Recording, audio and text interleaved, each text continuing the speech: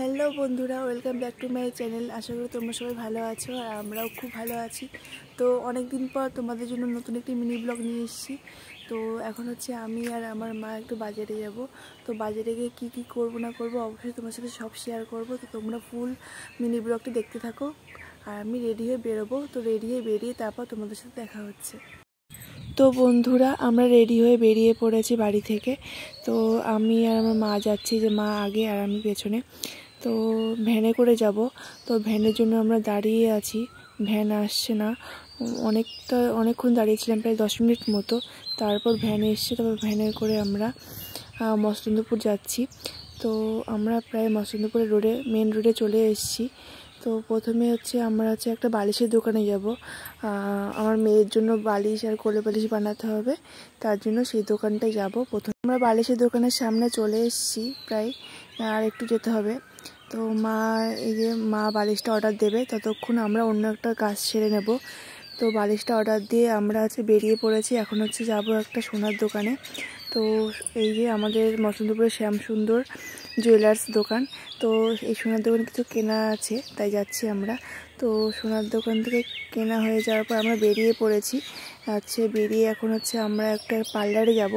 পার্লারে গিয়ে কিছু কাজ আছে, তো তোমরা জানতেই পারবে যে পার্লারে কি করব। তো এই যে আমাদের মসলন্দপুরের রোজ পার্লার। তো এই পার্লারের মধ্যে যাব। অনেক দিন ব্রুফ্লাপ করা হয় না, প্রায় প্রেগনেন্টের সময় ব্রুফ্লাপ করতে নেই, চুল কাটতে নেই, তার জন্য করা হয়নি। তো প্রায় 10 মাস পর ব্রুফ্লাপ করব আর চুলটাও কাটিং করব। তো তোমরা দেখো। এই যে চুল কাটতে বসে পড়েছি। তা এই কাটিংটা আমাকে কেমন লাগছে অবশ্যই আমাকে কমেন্টে জানিও। তো আমার ব্রুফ্লাপ, চুল কাটিং সব হয়ে গেছে।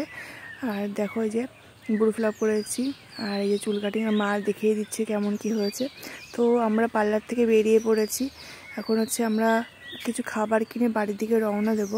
তো এই যে আমরা পার্লার থেকে বেরিয়ে পড়ে এখন ডাল কিনবো। ডাল ভাজা আছে না, ডালের পকোড়া, ওই পকোড়া কিনবো। তার আগে বালিশটা নিতে হবে। তো আমরা বালিশের দোকানে চলে এসেছি।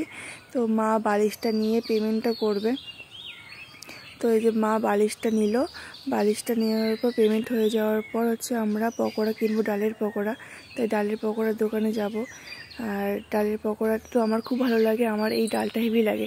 যখনই বাজারে আসি না কেন এই ডালের পকোড়া আমরা কিনি, আমার তো খুব ভালো লাগে। তোমাদের কেমন কার কী লাগে অবশ্যই আমাকে কমেন্টে জানিও।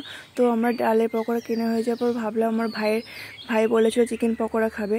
তো ভাইয়ের জন্য, বাড়ির সবার জন্য চিকেন পকোড়া কিনবো।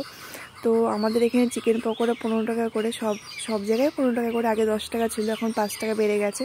তো এই যে কাকুটা প্যাকিং করে দিচ্ছে। তো চিকেন পকোড়া নিয়ে এই যে প্যাকিং নিয়ে এখন আমরা বাড়ির দিকে রওনা দেব। তো মা বললো পপকর্ন কিনবে। তা পপকর্ন কিনলো, আর ওষুধের দোকান ওষুধ কেনার বাকি ছিল মায়ের। তো ওষুধ কিনে তারপর আমরা ভ্যানে উঠবো। এই ভ্যানে বসে আছি। আজকে রাস্তায় অনেক জ্যাম ছিল। তো ভ্যানে উঠে আমরা বাড়ির দিকে রওনা দিচ্ছি। দেখো আমাদের মসলন্দপুরে আরও অনেক নতুন নতুন বিল্ডিংস, অনেক নতুন নতুন দোকান হয়েছে। প্রায় 1 বছর পরে এসেছি, আরও অনেক কিছু নতুন নতুন হয়েছে। আর তোমাদের মধ্যে কে কে মসলন্দপুরে থাকো আমাকে অবশ্যই কমেন্টে জানিও। প্রায় বাড়ির সামনে চলে এসেছি ভ্যানে করে। তো এই যে বাড়ির সামনে রাস্তা।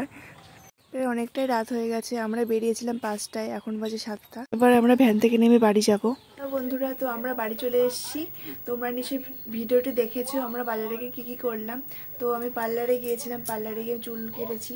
তো আমাকে এই চুল কাটিংয়ে কেমন লাগছে অবশ্যই আমাকে কমেন্টে জানিও। দেখো এই যে, আর আমি চুলে স্টেপ লেয়ার দুটোই দিয়েছি। আর অনেকদিন পর ব্রুফ্লাপ করেছি, প্রেগনেন্টের জন্য ব্রুফ্লাপ করতে পারিনি, তাই আজকে করলাম।